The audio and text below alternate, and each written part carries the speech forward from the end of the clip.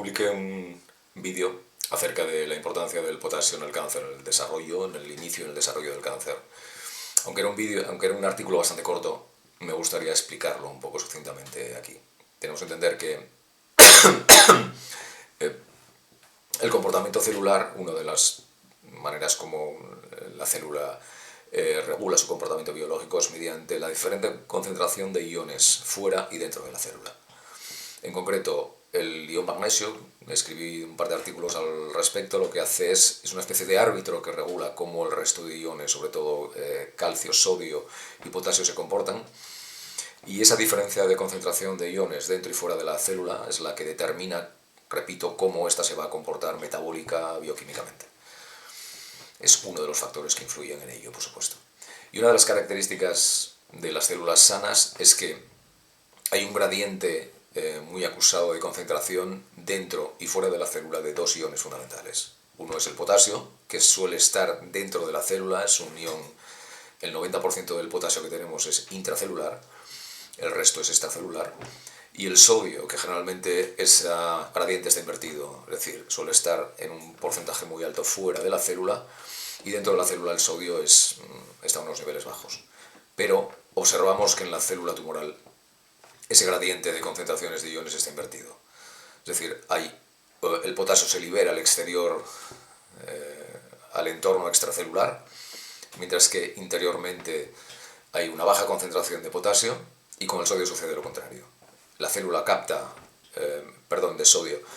La célula capta sodio y fuera, en ese entorno extracelular, el sodio baja. Ese potasio fuera de la célula es un inhibidor del sistema inmunitario. Es una de las características que hacen, junto con otros muchos, que hace que el sistema inmunitario infiltrado en esa cápsula llamada microambiente tumoral esté inhibido en su faceta citotóxica y no ataque a la célula tumoral. Y dentro de la célula tumoral, esos niveles bajos de potasio son un señalizador de proliferación. Entonces nos encontramos con un serio problema. Lo que no sabemos es si esa extrusión del potasio fuera de la célula es una de las causas por las cuales se inicia un cáncer, o si es una consecuencia metabólica del inicio del cáncer.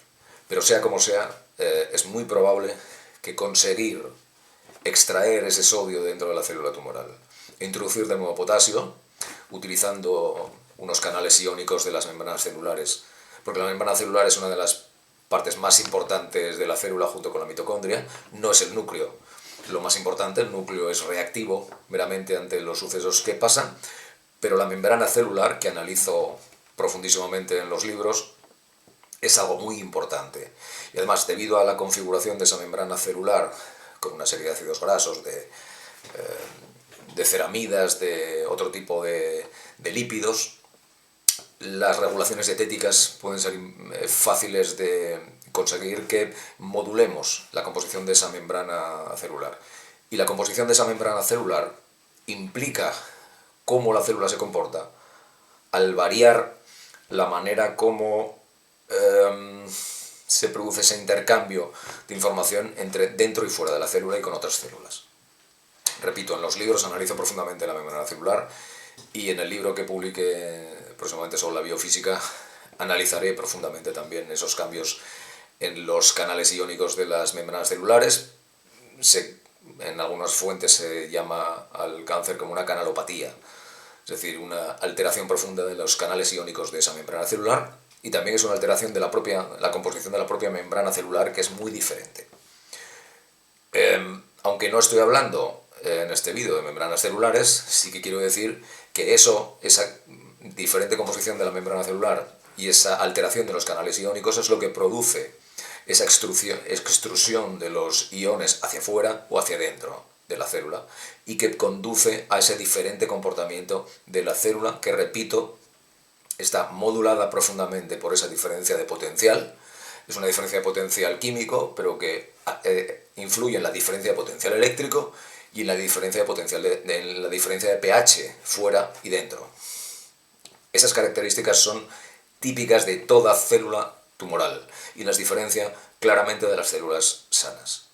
Y eso es lo que trataremos de explotar en oncología metabólica con acciones prácticas concretas dirigidas tanto a los enfermos, familiares y científicos como a los profesionales que puedan intentar utilizarlos y aplicarlos en enfermos de cáncer con acciones prácticas concretas.